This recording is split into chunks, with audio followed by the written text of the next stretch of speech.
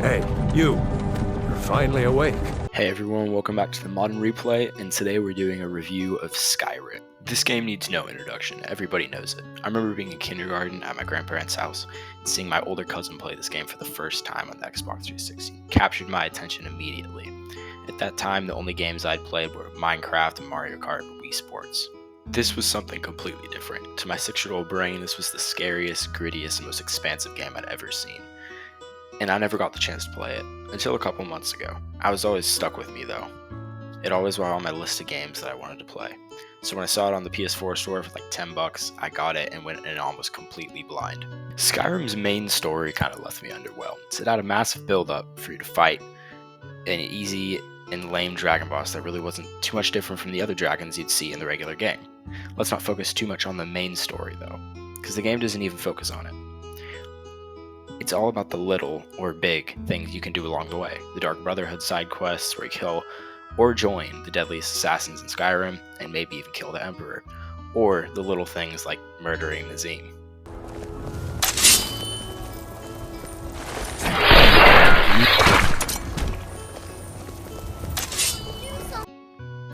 The voice acting is also really funny to me because they all have the same 5 or 6 people doing all the NPCs and then some famous actors doing the main characters. I eventually just kind of accepted it though, and it didn't really bother me.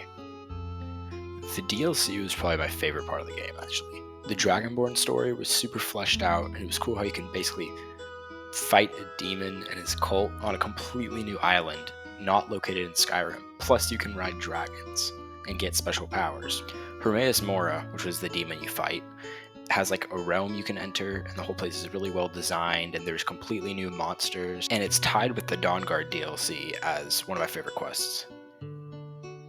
The Dawnguard DLC is outstanding. It adds vampires and vampire hunter factions that you can pick sides with, and it also has a great story and some awesome characters. Serana is one of the main characters, and her father, Lord Harkin, is a vampire that's trying to blot out the sun to make vampires completely take over Skyrim.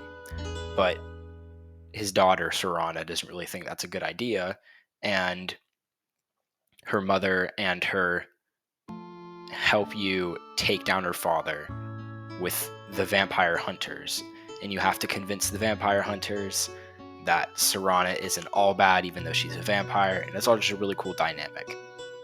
And you can also turn into a vampire, which is pretty sick. So let's talk about the combat. It gets shit on by a lot of people, but I think it's fine.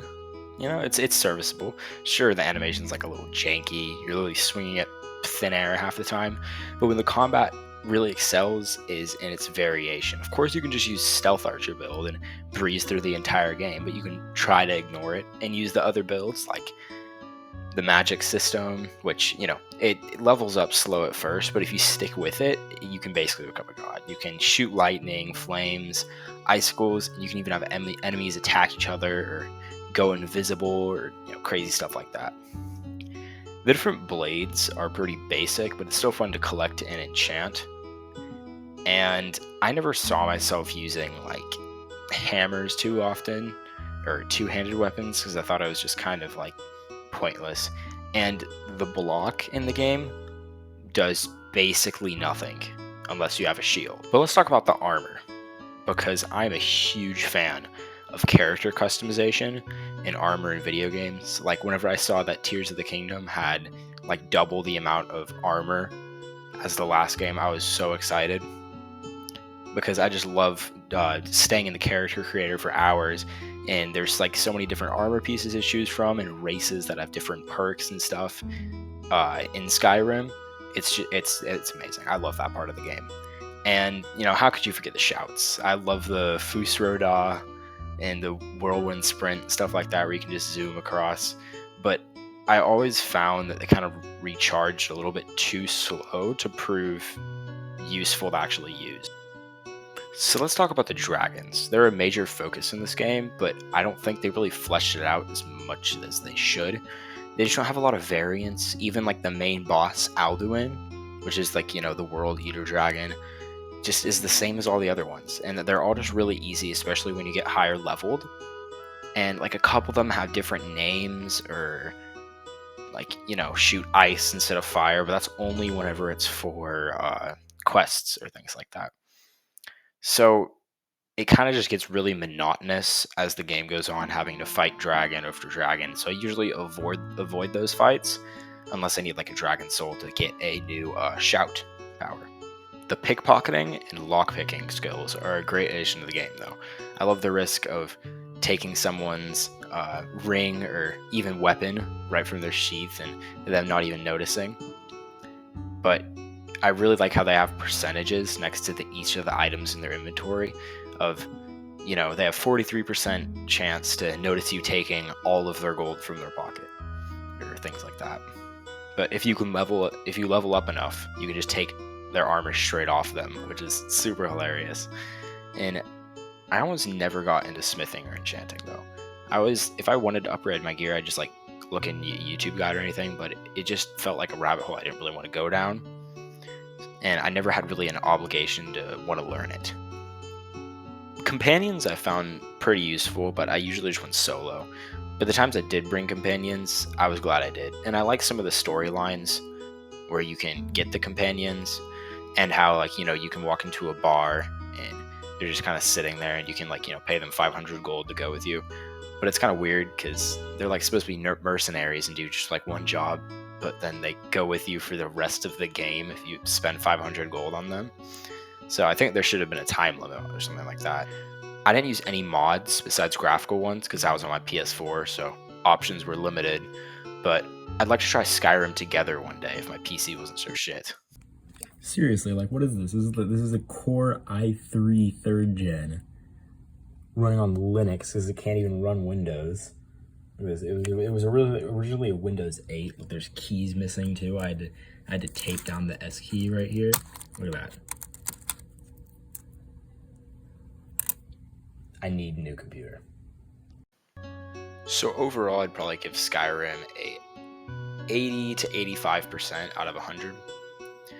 And I'd call this a masterpiece, but I think there's the difference between masterpiece and perfection. So I'd call this a masterpiece, but there's a lot of aspects of the game that definitely could be better. But I still really, really liked it. It's one of my favorite RPGs ever. It's a masterpiece, especially for its time, and even now, the game holds up extremely well. I definitely recommend it to anyone, even if you haven't tried an RPG before. It's a great starting place. Hey, guys, thank you so much for watching. If you've made it this far on the video, comment below what you'd like to see me do, because I would like to do more reviews like this. Maybe over some of the Batman Arkham games, or I was also going to do Oblivion because I've been playing a little bit of Oblivion recently, and I was also thinking about doing a what have I been playing every month. So I'd show you all the game box and explain to y'all what I've been playing or how far I've gotten in it. I think that'd be cool. Do that about every month, maybe every 2 weeks, something like that. Just comment what you'd like me to do. I am completely open to any ideas, and like the video and subscribe because I'll be making more stuff like this. So see ya.